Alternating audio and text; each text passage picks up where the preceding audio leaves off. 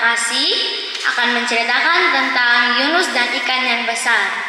Yunus dan ikan yang besar terdapat dalam kitab Yunus 1-3. Simak baik-baik ya. Ada sebuah kota yang bernama Niniwe. Kota Niniwe adalah kota yang sangatlah besar. Di balik tembok-temboknya yang kuat, terdapat kuil-kuilnya yang megah, istana-istana berkilauan, dan taman-taman yang indah. Tetapi orang Niniwe sangatlah jahat. Suatu pagi yang cerah, Tuhan menyuruh Nabi Yunus untuk pergi dan beritahukanlah kepada bangsa Niniwe agar bertobat dari kejahatan mereka yang besar. Tetapi Yunus tidak mau taat. Yunus menolak panggilan Tuhan. Lalu ia pergi ke rumah, mengambil pakaiannya dan menggendong, lalu pergi ke dermaga, naik kapal untuk pergi ke tempat yang jauh.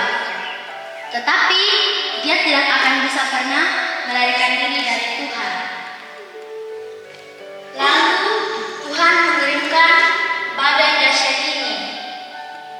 Badai dahsyat ini bukanlah badai yang biasa bagi para pelaut. Mereka membuang muatan-muatan mereka ke laut dan menyembah dewa-dewa mereka. Apakah teman-teman tahu apa yang sedang dilakukan Yunus? Oh, ternyata Yunus sedang tertidur lelap di bawah dek kapal. Dan Yunus berkata, "Ada apa denganmu?" Kapten pun menjawab, "Berserulah kepada Tuhan Allahmu supaya nyawa kita diselamatkan." Tetapi Yunus menjawab, "Aku sudah tidak taat lagi kepada Tuhan. Karena ketidaktaatnya, Tuhan mengirimkan badai dahsyat ini."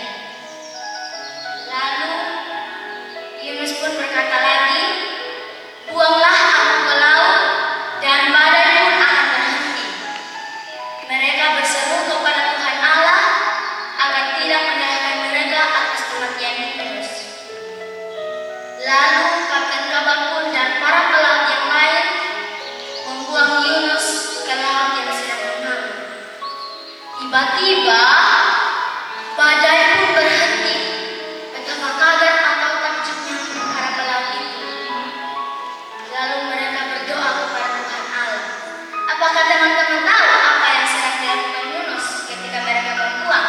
Apakah mereka sudah mati? Apakah Yunus sudah mati? Oh, ternyata tidak.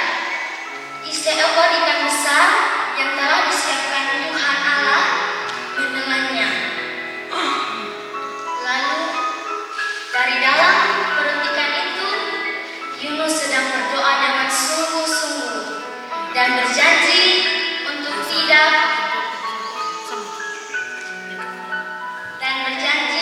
untuk taat dan pergi ke bangsa Niniwe untuk berkhotbah.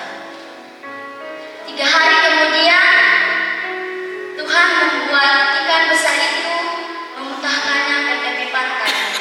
Lalu ia pun pergi ke bangsa Niniwe dan ia berkhotbah. Ia berkhotbah di seluruh